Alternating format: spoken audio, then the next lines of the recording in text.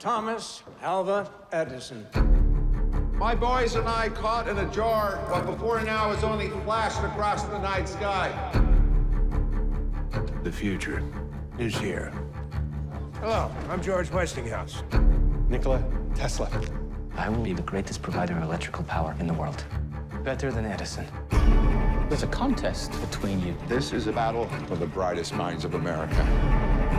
Today, the impossible becomes possible. And the man that controls that current controls the future.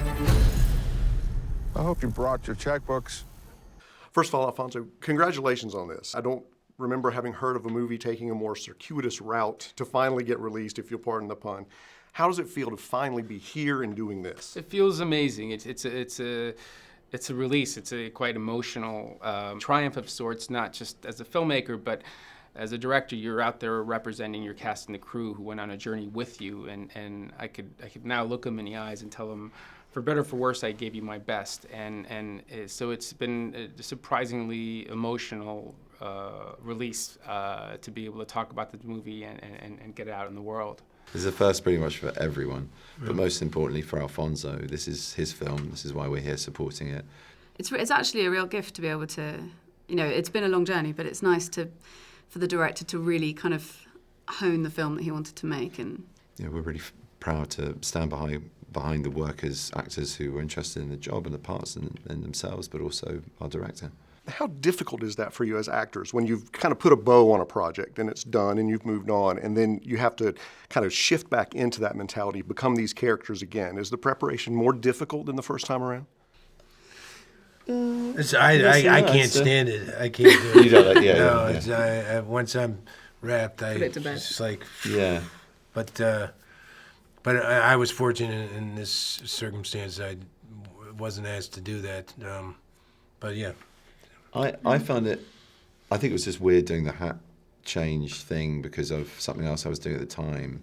And it was an odd thing to just go back into that world. And I probably just got so overworked. I got incredibly ill. I got pneumonia, but Oh, God. so it wasn't that pleasant. But and it was just a strain of trying. But I really wanted to get it done because I wanted to give Alfonso the material he felt his film should have. Well, you managed to make, I guess I can call it an anachronistic period piece. You brought some serious contemporary filmmaking techniques to a piece set in the 1800s. Talk a little bit about your visual approach to the film. It was something that I didn't want to make a movie that felt like a period piece because it was a movie about the future. So we wanted to be experimental with our approach to filmmaking. Otherwise, what's the point? There would be an homage to the men that we're making the movie about. It is a movie that celebrates a different kind of creativity, and this is a movie that celebrates three artists that see the world a specific way. There's a lot of intimacy, I feel, in this film, not only in the acting, but also the way it's shot. And as actors, is it intimidating when you're framed so tightly and you're doing so much facially as well as with the voice? I find the bit, I haven't seen the whole film, but the bits I have seen, I'm quite kind of flat. I mean, there's a bit of colour to him when he's being more the showman, but there's something quite sort of, your warmth just flies off the screen, as does yours. I keep looking for it. I'm kind of trying to find it. There's a lot of stony anger in my character. So I didn't feel that intimidated by the camera, and Alfonso is very good at letting you know if you're doing too much, basically. So.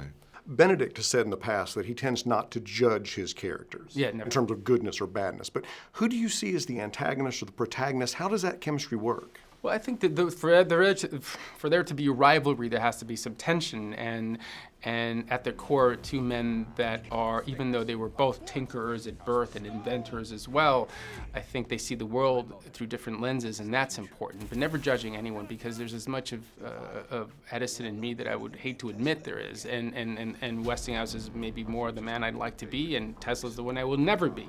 But I think just treating them as human beings and different parts of yourself that you're willing to explore, that's the fun of filmmaking. Our future's not going to be paved with bricks, but with copper. I have the better system. Westinghouse Electric shall endure. A city of light. I built it already in my imagination, and it is perfect. There is a possibility you'll be putting in jeopardy the lives of 28 million people. Tonight, things could change. Should we go for a ride? 3, 2, 1. Only one man will rise. So what's your trade? Inventor. Fix problems for idiots.